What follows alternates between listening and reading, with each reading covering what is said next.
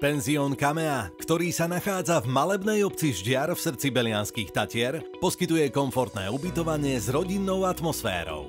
Je ideálnym miestom pre pobyt rodín s deťmi, skupiny priateľov aj pre páry.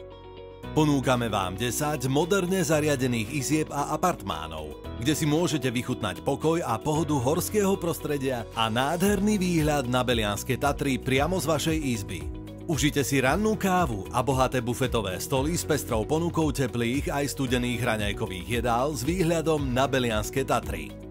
Naši hostia si obľúbili fínsku saunu, detskú herňu s PlayStation 5 a priestrannú spoločenskú miestnosť, ktorá je zariadená špičkovým biliardovým vybavením a stolovým futbalom a vyhrievanú úschovňu lyží a lyžiarských potrieb.